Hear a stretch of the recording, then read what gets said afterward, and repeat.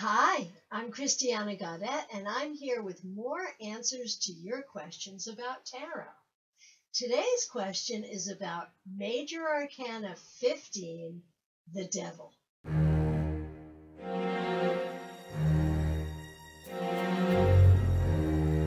It comes from Michelle.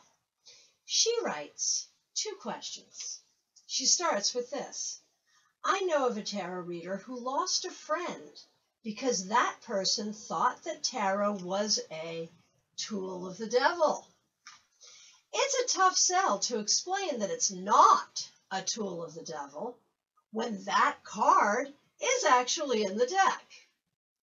Now, she goes on to say a very astute thing about the devil. She says, personally, I've come to appreciate the card's symbolism. It's even had positive meanings in some spreads, like look out for your own best interests. Makes sense. That's a take on the devil I hadn't really thought of, but I like it. So then she asks, how do you explain the devil card to someone? Her second question kind of vectors off from the first. She says, in a newer deck, some of the cards that can seem frightening have been renamed. The 2 examples she gives, and with these examples I know which deck she's talking about, the Tower became life experience, and death became release. Again, I can embrace the symbolic meanings of the cards, she says, yet I don't always enjoy the images either. When I see the Tower, for instance, my first reaction is, surely this can't be good. How do you feel about renaming the cards? Okay, so we're going to be talking about the devil, but we're also going to be talking about the darker cards in general, how we work with them, whether renaming them is a good idea. I really appreciate these great questions, Michelle. Now let's start with the devil. And the question really was, how do you present the devil to someone? And what I do is I talk a little bit about tarot history, which includes the fact that tarot comes out of the Catholic Church. Tarot comes out of Catholic Italy in the 1400s. And so there are many Christian references. There are many Christian symbols. You can look at the Wheel of Fortune and see the 4 writers of the Gospel. Those 4 writers of the Gospel also appear in which other card? The World. There are many images that relate to Christianity, especially in the weight images. And so when we look at the devil card, we have to recognize that the devil is a character in Christian mythology. Now, there are many different Christian doctrines, and the devil character, the Satan character, shows up in different ways depending on the doctrine. Some Christians believe that the devil, Satan, actually exists as a corporal being. Other people see the devil as more symbolic.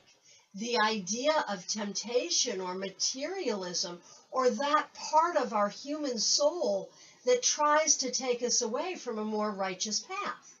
There are Christians who see it that way. Either way you see it, when you look at the devil card, when it comes up in a reading or when you study its lesson for you, you know that the devil card can be about the things we attach ourselves to that aren't helpful. So whether a person sees the devil as real or symbolic, either way, they're going to understand that the devil is something that tempts us. And so when this card comes up, it speaks of temptation, it speaks of materialism, it speaks of the things we attach ourselves to that maybe we shouldn't. And so the devil, of course, makes an appearance in the Bible.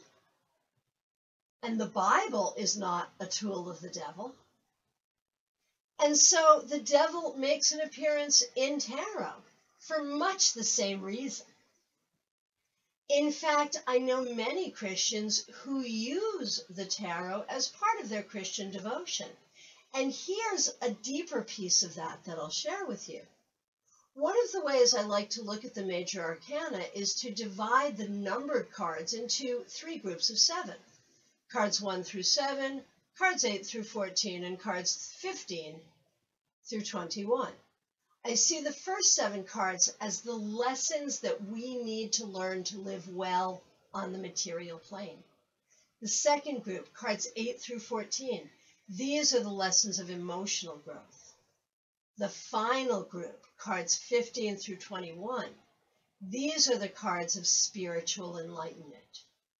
Who guards the gate of that journey? The devil, card 15. For us to make the journey towards spiritual enlightenment, we start with the devil.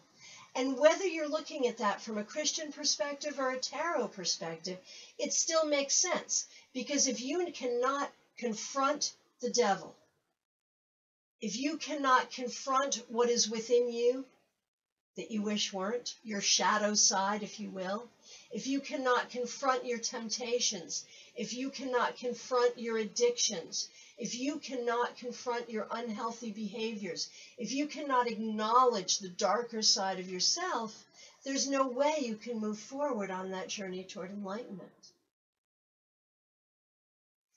Now, all of that being said, there are, unfortunately, some Christians who believe the world is 5,000 years old and Jesus rode on a dinosaur.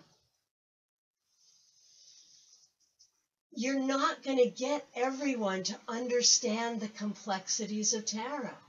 And there are going to be some people who are afraid of the process of divination or who are afraid of the images.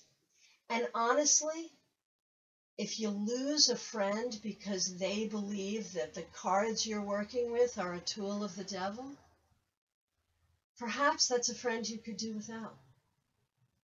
Now, all of that being said, what about the process that some deck authors go through to soften, if you will, the images or the names of the cards, to express the archetype or express the image in a way that isn't quite so scary, in a way that doesn't give you that, as Michelle said, surely this can't be good. I'm going to say a couple of things to that. First of all, Michelle, the examples you gave, the tower became life experience and death became release. So I believe we're working here with Doreen Virtue's Angel Tarot, or she might have used the same card names for some of her subsequent Angel Tarots, because I think there's been a few now. But let's say we're talking about the Doreen Virtue Angel Tarot. I reviewed that deck. I wrote about it a couple of times, in fact, because I didn't like the way she marketed it. She marketed it as the first deck that was 100% safe and gentle. Now, first of all, that says that other tarot decks are not safe, which is untrue, and I really don't like it when people cast aspersions on tarot, especially when they're trying to sell their own tarot deck. So I didn't like that. The other thing is, she suggested that her deck was the first to change the names and the images to make them gentler or easier to deal with. Well, she's not the first. Many other deck artists, creators, authors, Eileen Connolly, Lisa Hunt, many others did it first. So, if you prefer a deck that has an easier image, a softer image where the tower or where death or the devil is not quite as obviously a difficult thing to deal with names like transition or transformation or release for death, or materialism, or the shadow side, or chains for the devil. Is this a good idea? Well, you know, there are so many decks out there. If that sort of deck works better for you, if you're more comfortable with that, by all means, go for it. I support it fully. But for me, here's what I think about. Tarot is about life. It's a mirror of life.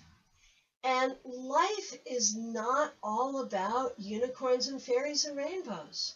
There are difficult things. And sometimes those darker images help us heal. Sometimes when those dark images come up, it's not that they're coming up to predict some terrible thing coming. They're coming up to help us deal with something.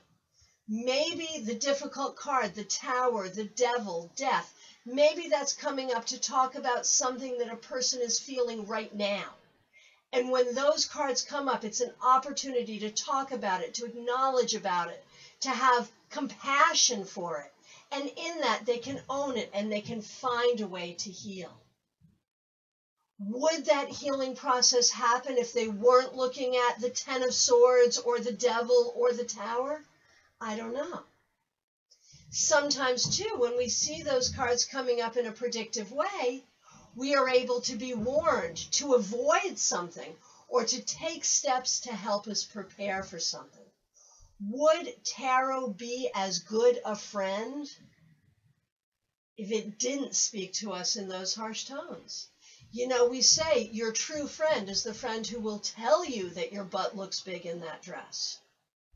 Does a toned down tarot deck have the opportunity to be that good friend? Maybe yes, maybe no. The choice is up to you. Do I approve of those decks? Absolutely, because I would rather have you find the deck that really feels good in your hands and that really speaks to you than to have you not comfortable with all 78 cards. I want to thank you so much for a great question. I want to remind you all that I am available for private readings by phone or by Skype anywhere in the world. Also tarot mentorship at any level of your tarot development. And if you have a question about tarot, please send me an email.